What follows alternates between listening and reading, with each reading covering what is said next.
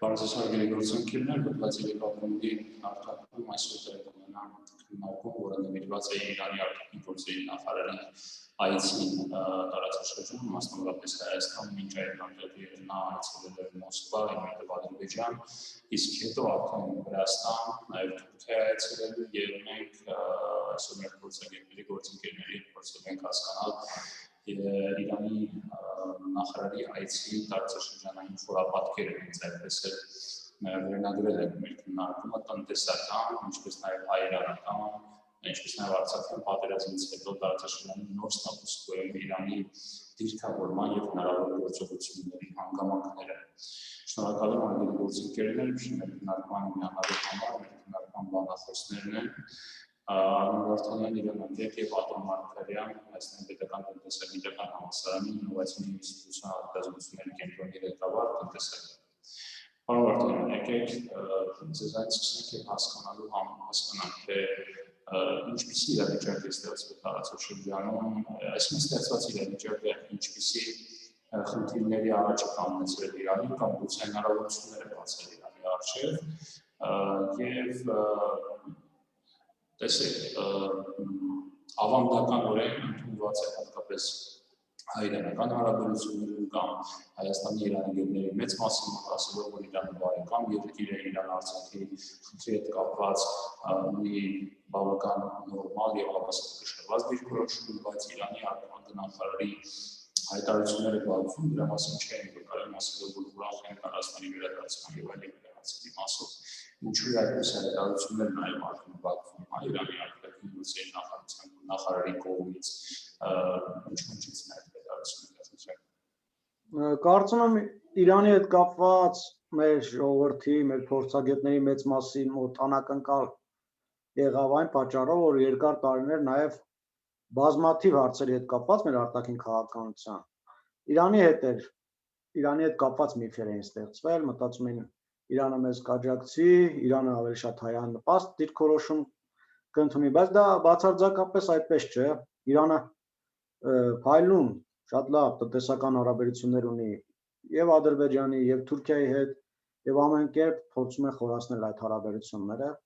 Կոնկրետ Ադրբեջանի մասով համատեղ մի քանի խոշոր նախագծեր են իրականացնում։ Այժմ արդեն իրանական եւ ադրբեջանական երկաթուղներն են փորձում միացնել իրար։ Մենք գիտենք, որ տարիներ առաջ Ադրբեջանը $500 միլիոն վարկ էր տրամադրել Իրանին, որպեսզի կառուցվի Ղազվին Ռեշտ Ասթարա երկաթգիծը եւ այնուհետեւ այդ երկաթգիծը պետք է միանար ադրբեջանական երկաթուղուն եւ Իրանը Ադրբեջանի տարածքով երկաթուղային բեռնափոխադրումներ պետք է իրականացնի։ Բացի դա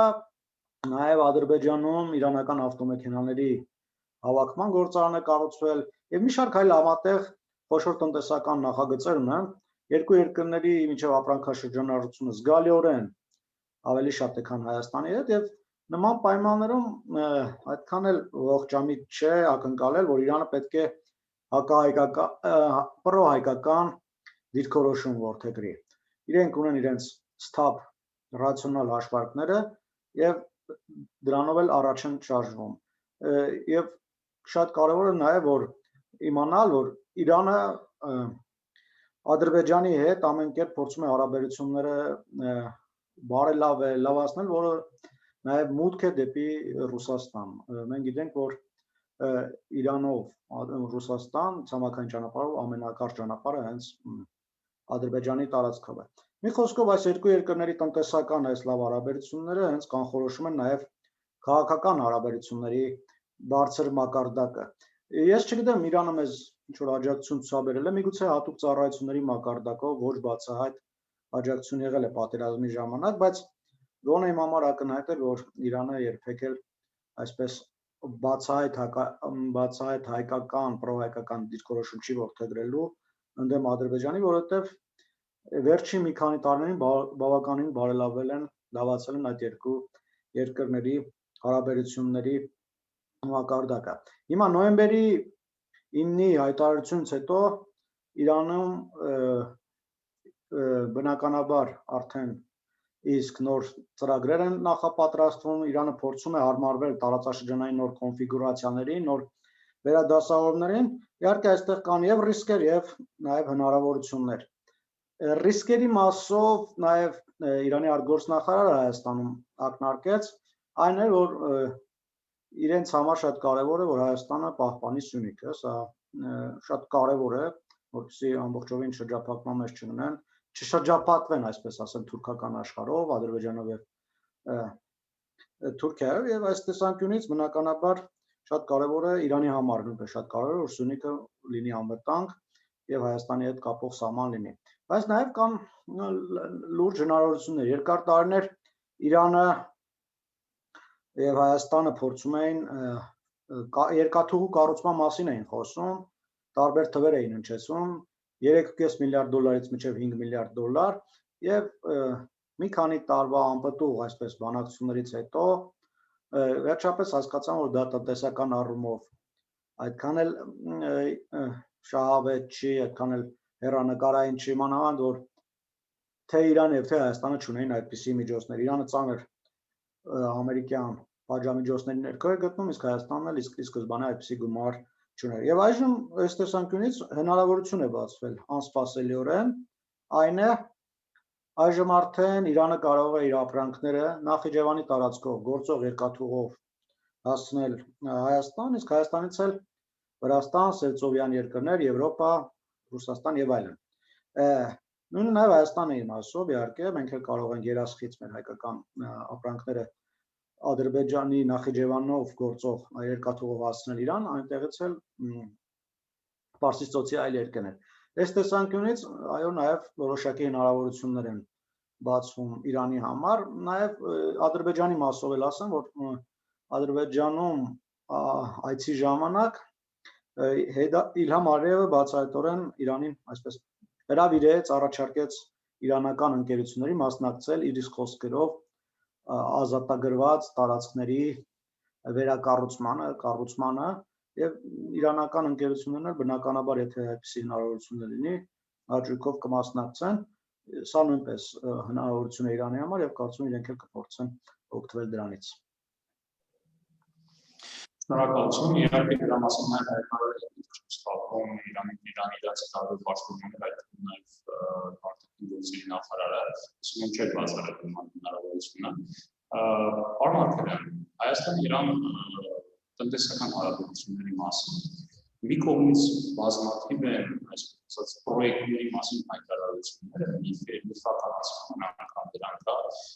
ժամանակահատվածում երկաթուղու մասին խոսում էր վերամշակման նավթերամշակման գործարան կառուցելու մասին։ Հիմա նախարարը մեր էկոնոմիկայի այցելեց Իրան հայտարարեց, որ ցանկանում են երկկողմ առևտրաշրջանառությունը հասնել 1 միլիարդ դոլարի մակարդակի չափի։ Ինչպես է դա իրականացվելու, բայց դառնալով որ նախկինում հայտարարած այդ պրոյեկտներից դեպի ոչ մեկը չի իրականացվել, բացի այդ բարձրորդ էլեկտրահաղորդման գծերի պրոյեկտը, որ մենք հիմնականում բարտերային փոխանակումների միջոցով ենք իրականացնում Իրանից գազ ենք վերցնում եւ նրանց էլեկտրաէներգիան հակառակությունների բարձրացնում։ Ինչու՞ ձեր կարծիքը եւ այնպես հայ իրանական տնտեսական հարաբերությունների պոտենցիալը այս նոր ստեղծված ստատուս քվոյի պայմաններում տարածաշրջանում։ Անդրեյ։ Միացեք միկրոֆոնը պարոն Մարտիրոսյան։ Պարոն Մարտիրոսյան, Ես կարծում եմ, որ իհարկե պաշտոնյաների լավատեսությունը հասկանալի է եւ նաեւ այդ տոների մեջ հայտարարությունները, թե մենք կերապատկենք առնվազն փաստորեն, եթե այդ միլիարդի մասին է խոսք գնում, առնվազն կերապատկենք մեր առևտրաշրջանառությունը եւ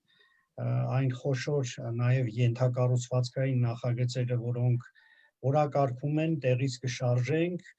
եւ նաեւ նոր ոլորտներ, մասնավորապես խոսք է գնում համատեղ բարձր տեխնոլոգիական կենտրոնների ստեղծման մասին, ռեալ սեկտորում համագործակցության մասին։ Ես չեմ կիսում այդ լավատեսությունը, որովհետեւ այդպիսի խոստումներ եւ հայտարարություններ, ինչպես ասում են, շատ է եղել եւ Իրանը ամենայն դեպս փակ ավթարքիկ երկիր է եղել եւ մնում է եւ առաջիկայում էլ կարծում եմ լինելու է այդպիսին, որովհետև դա ըստ էության իր պաշտպանական համակարգն է, թերևս, եւ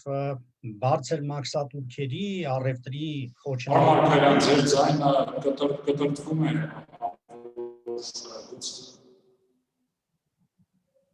Կապից է հավանաբար, կապի որակից է, ես կդժվարանամ, ստեղ ինձ մոտ ամեն ինչ ոնց որ թե նորմալ է ցույց տալիս։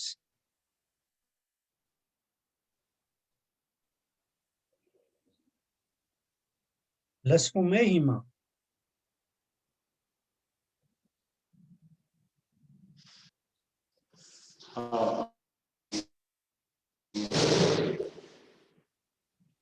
Հիմա ոնց որ լսվեց,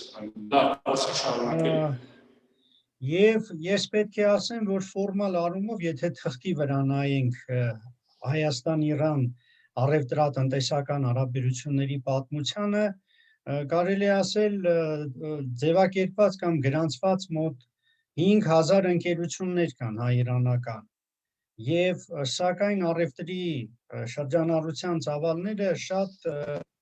համեստ են, որում դիվերսիֆիկացված, հիմնականում Հայաստանը ներկրող երկիր է, եթե երկկողմ առևտրատնտեսական հարաբերությունները նայենք, էներգակիրներ, նավթ, սննդամթերք, որոշ առումով նաև շինանյութեր, պոլիմերներ, պարարտանյութ, Հայաստանից արտահանվում է շատ սահմանափակ ասորտիմենտի ապրանքներ, մասնավորապես էլեկտրաէներգիա, միս, նաև փայտանյութ կամ անտառանյութ եւ իհարկե մետաղի ջարդում, ումք։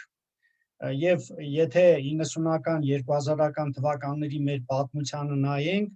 ընդհանրապես այդ ծավալները դեպի արտահանման Իրան եղել է մեր հիմնական արդյունաբերական պոտենցիալի կազմաքանդումը եւ որպես մետաղի ջարդում, ինչու՞ չէ նաեւ երկաթգծերը, տարբեր տեսակի ներառյալ Երևան քաղաքի տրամվայի գծերի ապամոնտաժման, երկաթգծերի տարբեր հատվածների ապամոնտաժման, որպես մետաղի ջարդում, խողովակների եւ այլն արտահանումն է եղել, վաճառքն է եղել Իրան եւ Իրանի վրայով նաեւ այլ երկրների։ Սա է պատմությունը, շատ տխուր եւ կարելի է ասել, որ մեր իշխանությունների համար, նախորդ կառավարությունների համար Իրանը եղել է ուղղակի բարեկամական, այսպես հավաստագրումների, հավաստայացումների թիրախ ընդամենը եւ շատ քիչ բան է արվել լրջորեն ինտեգրելու մեր տնտեսությունները, հատկապես ռեալ սեկտորի, բարձր տեխնոլոգիական սեկտորի, այն ոլորտների, որոնք իրապես կարող էին կոոպերացիոն ֆորմատներ ձևավորել, ասենք միջուկային էներգետիկայի, միջուկային ֆիզիկայի ոլորտում, դեղագործության, բարձր տեխնոլոգիական, կենսաբանական տեխնոլոգիաների ոլորտում, բարձր տեխնոլոգիական, տեղեկատվական տեխնոլոգիաների ոլորտում, դրանց հիմքի վրա ինովացիոն նախագծերի իրականացման բնագավառում, բայց ընդհանրապես բարձր տեխնոլոգիաները, ինովացիաները մեր այսպես ասած մեկը մյուսին հաջորդած կառավարությունների համար եղել է էլի դեկլարատիվ հայտարարությունների տիրախ, բիզնեսի համար դա եղել է երկրորդային նշանակության, այսպես ասենք, սեգմենտ եւ սկզբունքորեն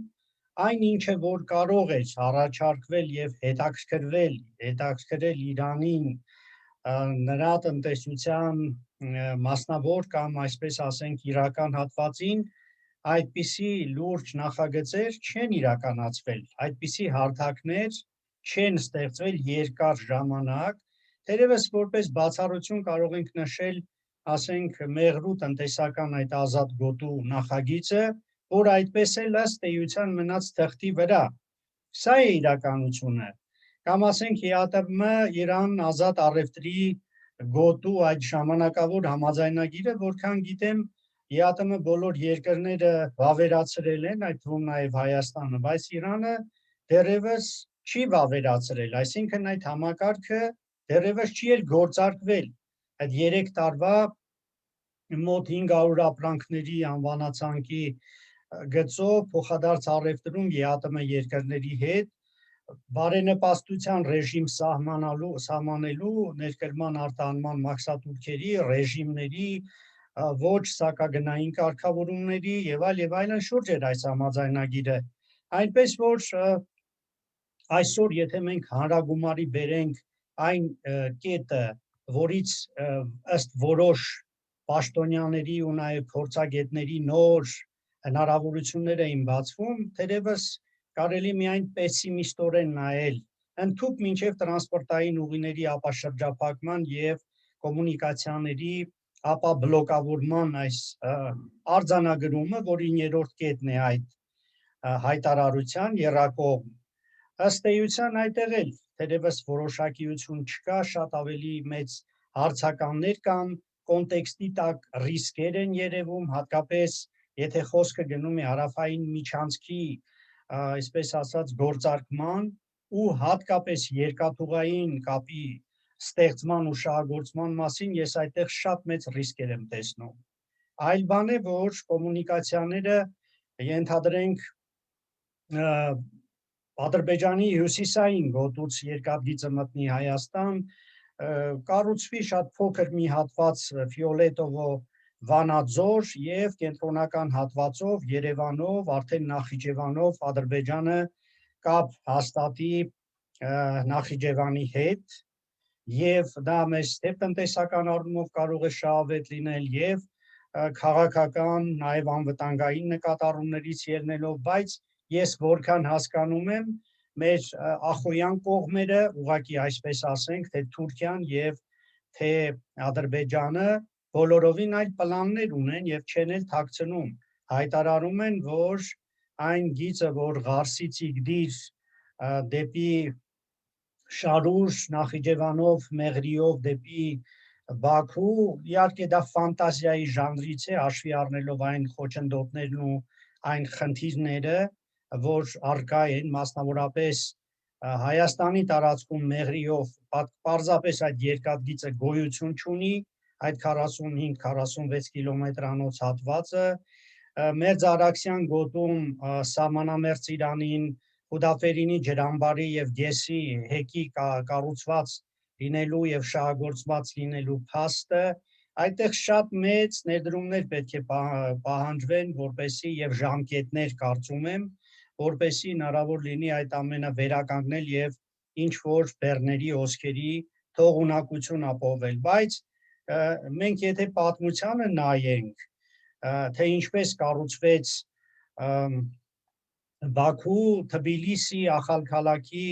Ղարս երկաթգիծը, ինչ ժամկետներում եւ ինչ ծախսերի գնով, այսինքն տնտեսական արդյունավետությունը,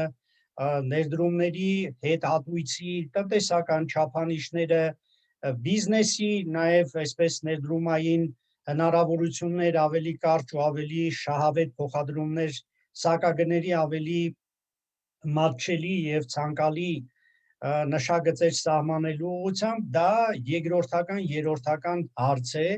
գլխավոր խնդիրը եղել է Հայաստանը, այսպես ասած, շրջանցելը, տրանսպորտային շրջափակման այդ օղակ ավելի սեղմելը, նույնը ես կարծում եմ այս պարագայում է եւ չպետք է ողջևորվել, թե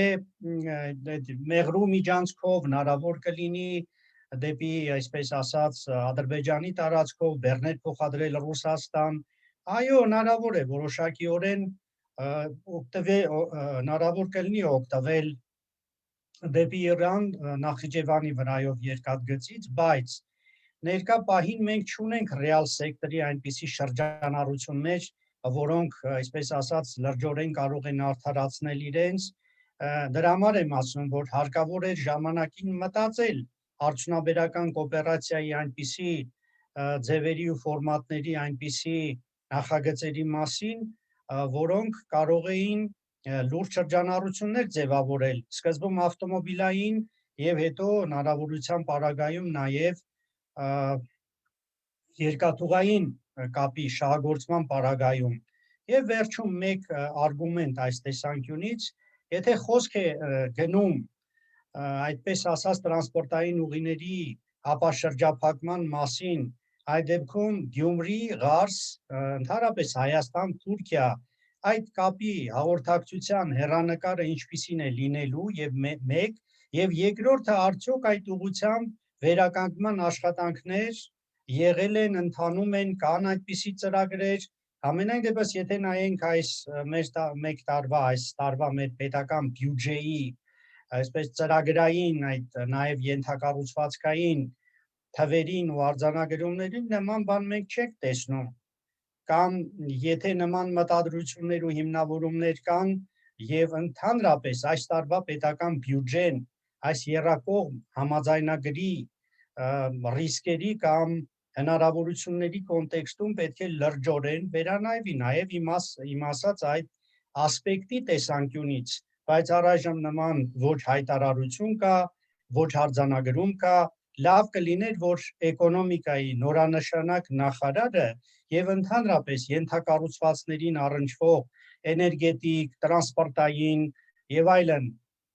նաև ջրային համակարգերի միջայլոց ջրավազանների եւ դրանց հնարավոր համատեղ շահագործման ու դրա հետ կապված ռիսկերի հետ կապված հարցերը կարծես թե բացարձակապես գոյություն չեն ունեցել այդ եռակողմ համաձայնությունը ստորագրած սուբյեկտների համար։ Իրականում դա լրջագույն խնդիր է, մեզ համար կարևորագույն ոչ միայն բնապահպանական անվտանգության, այլև տնտեսական,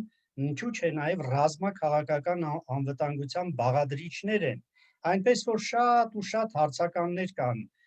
երբ որ նայում ենք իրավիճակին եւ փորձում ենք ավելի սթափ առանց էմոցիաների վերլուծել գոնե մոտակա հեռանկարը այս եռակողմ համաձայնագրի եւ առաջիկա զարգացումների։ Շնորհակալություն պարոն Մակարյան, ավելի լայն տնտեսական խորապատկերում կամ համապատկերում դիտարկելու համար խնդիրը հարցը Պարոն Վարդանյան, Հայաստան-Իրան հարաբերությունների մասին եւ ընդհանրապես տարածաշրջանում պատերազմից հետո Հայաստանը ինչ կարևորություն ունի Իրանի համար, ինչպիսին է Իրանի կամ նոր դիրքավորումը տարածաշրջանում, ինչ է փորձում անել Իրանը, ինչին է ուղղված այս այցը նաև այս տարբեր երկրներ, այդ թվում Հայաստան։ Միացրեք միկրոֆոնը, պարոն Վարդանյան։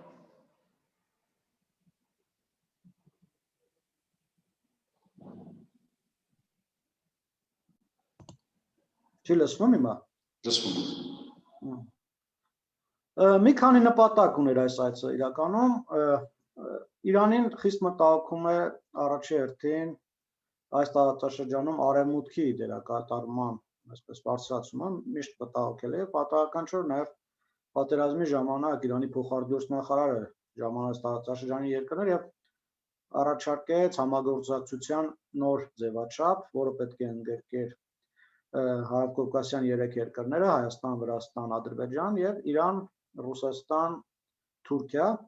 սա ըստ էության Աստանա 2-ի ձևաչափներ, որով փորձում են այդ երկրները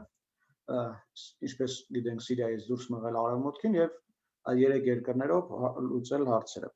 Մոտավորապես մի նման ձևաչափ էլ այստեղ են ուզում ներդնել, իհարկե դա Հայաստանը մերժեց, բայց ամեն դեպքում Իրանը այսպես նույնպես փորձում է այս տարածաշրջանում հետ չմնալ, անմասն չմնալ գործընթացներից, որովհետև եւ Հայաստանը եւ Ադրբեջանը Իրանի համար չափազանց մեծ նշանակություն ունեցող երկրներ են։ Այժմ, ինչպես արդեն նշեցի, Իրանը փորձում է հարմարվել նոր իրողություններին, փորձում է ինքն էլ իր տնտեսական դիվիդենդները շահել, այժմ նաեւ Իրանի հետ Իրանը Ադրբեջանի հետ փորձում է հենց Արաքս գետի վրա Խուդաֆերինի մոտ նոր հեկեր կառուցել, ինչ որ ցավոք սրտի մենք տարիներ շարունակ չենք արել։ Մեր դիվանագիտությունը, մեր ընդհանրապես մեր արտաքին քաղաքականությունը ամեն ինչ անում էր, որպեսզի Իրանը գար այստեղ ներդրումներ աներ։ Երկար տարիներ արդեն 8-10 տարի է խոսում է Մեղրու հեկի մասին, որ իբր Իրանը պետք է հեկ կառուցի այստեղ համատեղ, բայց այդպես էլ ոչ մի բան չարվեց։ Իսկ ի տարբերություն մեզ Ադրբեջանը կոնկրետ գործնական քայլերով տարիներ շարունակ այսպես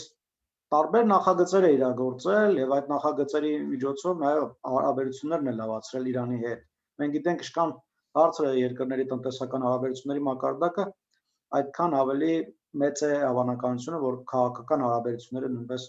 բարձր մակարդակի վրա կլինեն։ Եվ այս տեսանկյունից Ադրբեջանը ինքը նախաձեռնողականություն է դրսևորել մի շարք համատեղ ծրագրեր է առաջարկել Իրանին, ֆինանսավորել եւ այսպես ձեռքերը ծալած չի նստել, որ Իրանը գա եւ այդ ներդրումներն անի։ Հիմա էլի առաջարկներ են արվել Իրանին, համատեղ հեկ կառուցել, համատեղ ջրամբարներ կառուցել Արաքս գետի վրա։ Եվ այս առումով ցավոք սրտի մենք շարունակում ենք пассив քաղաքականություն վարել։ Ինչ վերաբերում է Մեղրու ազատ տնտեսական գոտուն, ապա ես օրերս խոսեցի էկոնոմիկայի նախարարի հետ, պարոն Վահան Քերոբյանը կարծես թե այսպես վճռական է տրամադրած, որպեսզի վերջապես այդ ազատ տնտեսական գոտին կառուցվի, գործարկվի,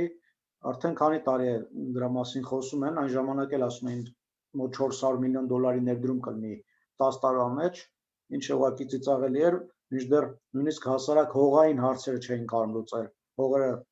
այդ տարածաշրջանների համայնքապետերը յուրացրել էին, սեփականաշնորհել էին էժան գներով եւ պետությունը խնդիր ուներ հողերի հետ կապված։ Մի խոսքով միայն ցավոք սրտի գեղեցիկ խոսքեր ենք ասում, լավ ճառեր ենք ասում, բայց գործնականում շատ քիչ քայլեր ենք ձեռնարկել այս ուղղությամբ։ Իրանը պետք է փորձի ինքն էլ իր տնտեսական դիվիդենդները ստանալ, մանավանդ որ այժմ շատ է հավանականությունը, որ Բայդենի վարչակազմը նորից կվերադառնա միջուկային գործարքին, չեղյալ կհայտարարվի Իրանի նկատմամբ կիրառված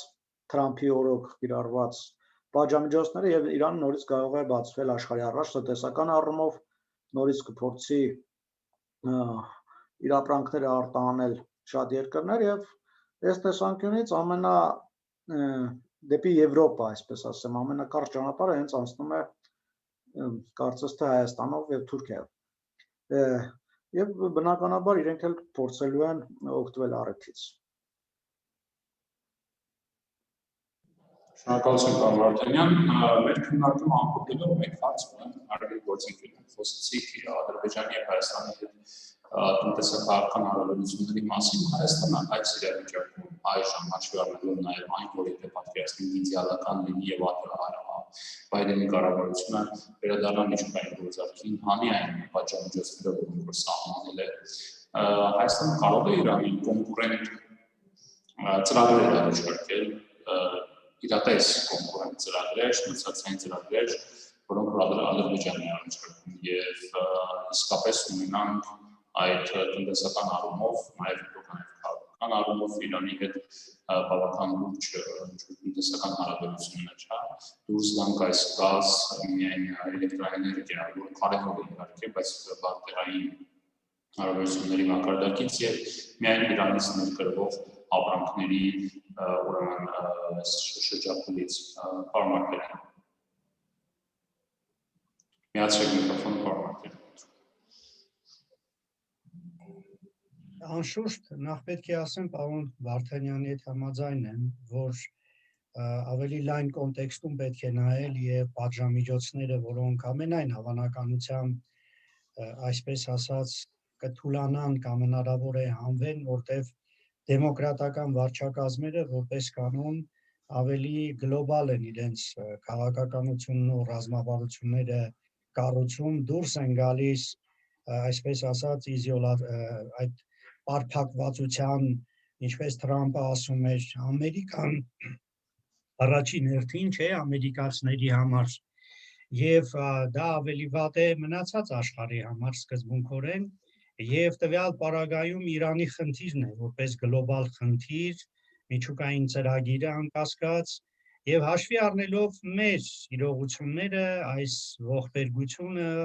պատերազմական, հետպատերազմյան եւ նաեւ ինչու՞ չէ նոր պատերազմի սպառնալիքները ցավոք մեր տարածաշրջանն այդպիսի հարևաններ է մեզ ընկալել եւ ընձայել եւ այսպես ասած մենք դատապարտված ենք լինելու մշտապես մարտական վիճակում, հետեւաբար մեր ճանապարհներից ու վեկտորներից մեկը իհարկե ռազմական մշակումների եւ ռազմական ինովացիաների ոլորտն է, նույնը վերաբերվում է Իրանին։ Ինչքան էլ մենք խոսենք բարեկամության կամ չգիտեմ բարի դրացիության թուրք-իրանական կամ ադրբեջանա-իրանական, մենք շատ ավելի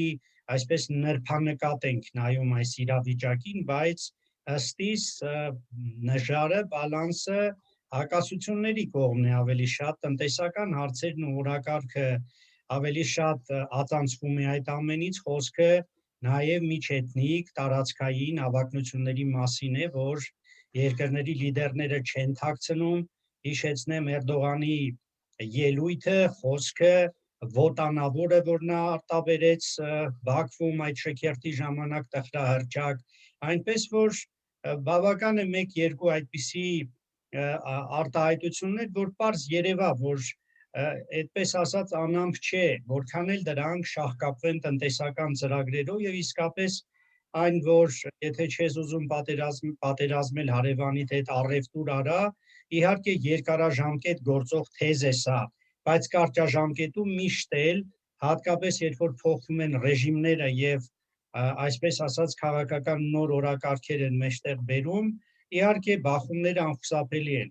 Հիմա մեր պարագայում գոյություն ունեն ստրատեգիական ոլորտներ, որոնք կարող են հետաքրքրել իրանական կողմին եւ դա հատկապես այն սեգմենտներն են, որտեղ մեջ մրցակցային առավելությունները ակնհայտ են։ Դա կրկնում եմ ինովացիոն նորարարական ոլորտն է եւ միջին, այսպես ասած, տեխնոլոգիականության կամ տեխնոլոգիատարության միջին մակարդակ ունեցող պրոդուկտների համատեղ արտադրությունն է Հայաստանում, թե այդ ազատ տնտեսական գոտու, մեղրու եւ ընդհանրապես կարելի է արտոնություններ տրամադրել նման ռեժիմ ենթադրող նախագծերին համատեղ, որպեսզի հնարավոր լինի օգտագործելով երկու երկրների այսպես համադրված մրցակցային առավելությունները օգտագործել ԵԱՏՄ շուկայի առավելությունները մի կողմից, մյուս կողմից իրանական տնտեսությունը որպես հարթակ օգտագործել դեպի հարավ, դեպի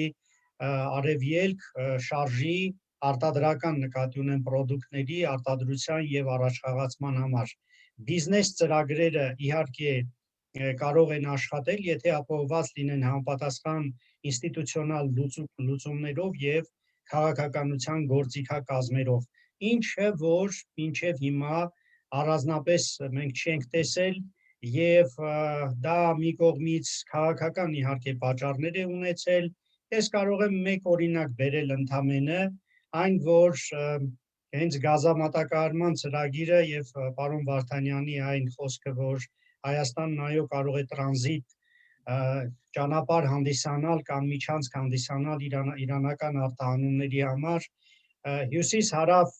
այդ ճանապարհը, որ պետք է արդեն կառուցված լիներ, ինչպես ասում են, անունը կա, ամանում չկա, միայն մի քանի տասնյակ քրեական գործեր են եւ մի քանի միլիարդ կամ եթե դրամով ասենք մի քանի տասնյակ միլիարդ դրամի յուրացումներ են։ Սա է իրականությունը։ Կամ ասենք Իրան-Հայաստան գազատարը, որի այսպես ասենք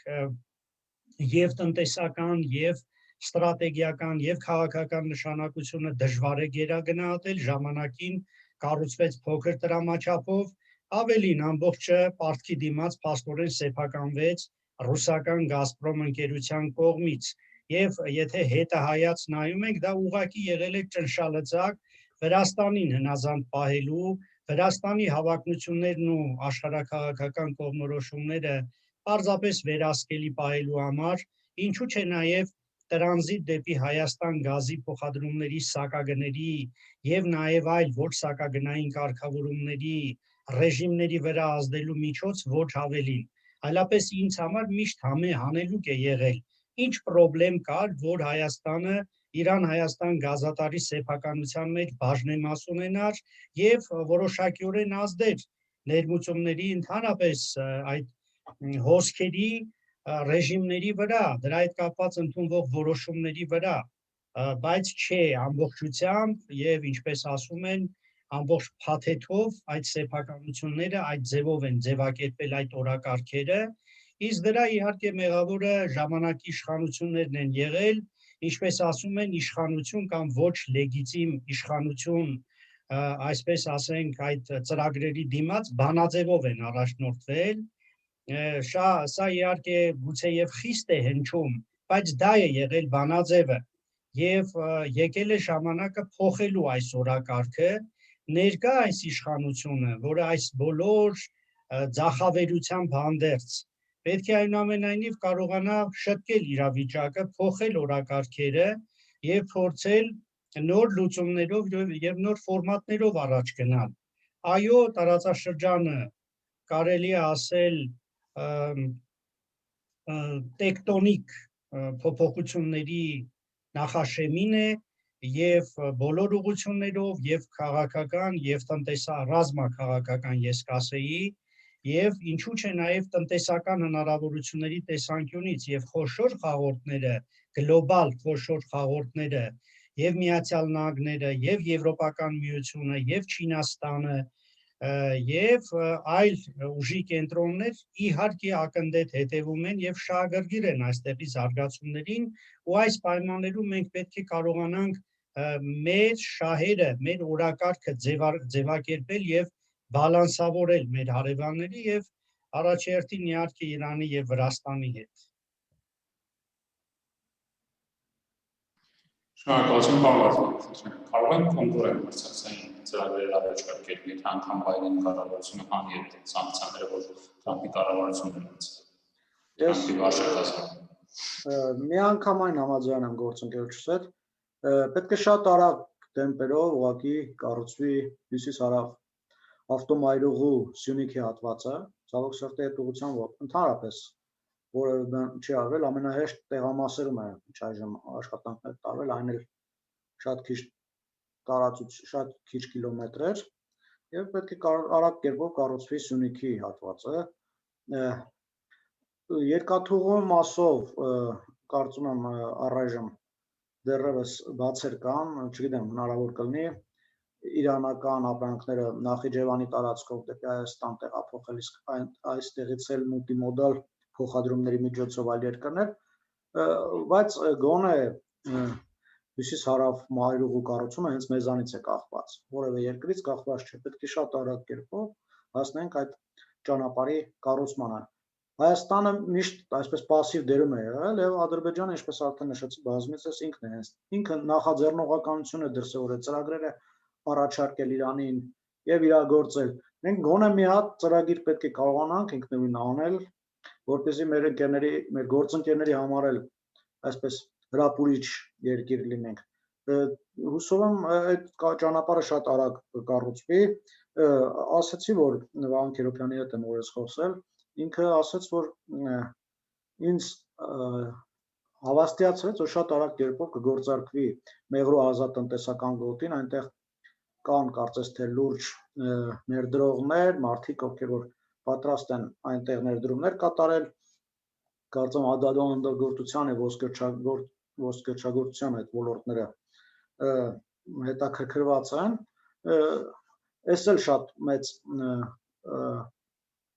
շատ կարևոր է,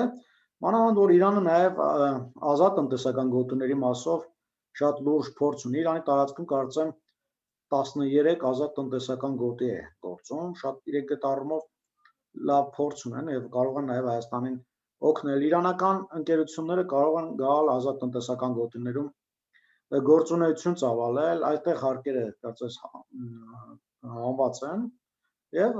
այնուհետեւ այդ ազատ տնտեսական գոտում ստեղծված արտադրված ապրանքը արդեն առանց մաքսատուրքի, որպես Հայաստանում ստեղծված ապրանք արտահանել Եվրասիական տնտեսական միության երկրներ՝ Ռուսաստան, Ղազախստան, Բելարուս եւ այլն։ Այս առումով էլ մենք առաջարկելու բաներ ունենք, ուղղակի պետք է մենք նախաձեռնողականություն ցուցաբերենք, գովելի է որ նոր նախարարը այս ուղղությամբ քայլեր կատարում է եւ իր առաջին արտասահմանյան այցը հենց Իրան էր եւ պետք է այնպես անենք, որպեսզի երկու երկրների միջև ապրանքաշրջանառության ծավալները իսկապես ավելանան։ Արդեն երկար տարիներ Հայաստանի եւ Իրանի ապրանքաշրջանառության ծավալները տատանվում են մոտ 300-ից 400 միլիոն դոլարի սահմաններում, ինչը ուղղակի ծիծաղելի թիվ է։ Երբ որ նայում ենք Իրանի հետ իր հարևան երկրների միջև հարաբերություններ, նույնիսկ երկրներ կան, որ Իրանի հետ, ասենք, քաղաքական առումով շատ վատ հարաբերություններ ունեն, օրինակ Արաբական Էմիրատները, շատ քաղաքական առումով իրենք շատ այսպես լարված հարաբերություններ ունեն, գիտեք, Էմիրատները 3 փոքր կղզիների որոնք որ պատկանում են Իրանին, հավակնություն ունի, բայց տնտեսական առումով երկկողմ ապրանքաշրջանառության ծավալները մի քանի միլիարդ, նույնիսկ կարծեմ 10 միլիարդ դոլարի է հասնում։ Այն դեպքում, որ ել եմ ասում, քաղաքական առումով շատ վատ հարաբերություններ ունեն։ Մենք ունենք քաղաքական առումով շատ լավ հարաբերություններ։ Անմիջապես սահման ունենք Իրանի հետ, ունենք տրանզիտային հնարավորություններ, եւ այս ամենով հանդերձ ցավոք սրտի երկկողմ ապրանքաշրջանառության ծավալները մի կերպ հասնում են 400 միլիոն դոլարի։ Սա ուղղակի ծիծաղելի թիվ է։ Պետք է ամեն ինչ անենք, նախաձեռնողականություն դրսևորենք, նոր ծրագրեր առաջարկենք Իրանին եւ իրանական կողմը կարծում եմ ինքն էլ հետամուտ կլինի այդ ծրագրերի իրագործմանը։ Իհարկե սեփական ենթակառուցվածքները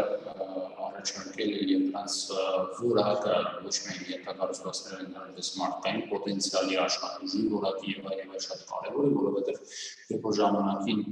վեցնակի կողմից քննվեց Իրանի հետ այդ հայտի համաձայնագիրը միջուկային եւ ասվում էր, որ Հայաստանը կարող է պորտալ դառնալ, այսպես դարպաս դառնալ դեպի Իրան բիզնես մուտքերի տեսանկյունից եւ Հայաստանում լինեն այսպես հաբեր, օֆիսային հաբեր եւ այլն, բայց այս ժամանակ եւ ոչ միայն ես շատերը ասում են, այո, կարող է, բայց դրա համար պետք է ունենաս համապատասխան օֆիսային ենթակառուցվածքներ, դրա համար պետք է ունենաս համապատասխան պերսոնալ, որ այդ ամեն ինչը իրականացնի, կյանքի կոչի եւ այլն, եւ արդյունքում մենք եւ այդ ենթակառուցվածքները չունենք եւ օֆիսային հաբը չարակ ունենք այդ ուղղությամբ հստակ քայլեր չկատարվեցին։ Շնորհակալ եմ հարգելի ընկերներ քննարկմանը մասնակցելու համար։ Մենք քննարկեցինք Իրանի արտաքին գործերի նախարարի այցի տարածաշրջանային խորապատկերը եւ մեր բանախոսներն էին Արմեն Վարդանյանը եւ Ատոմ Մարգարյանը։ Շնորհակալություն ձեզ, միջնական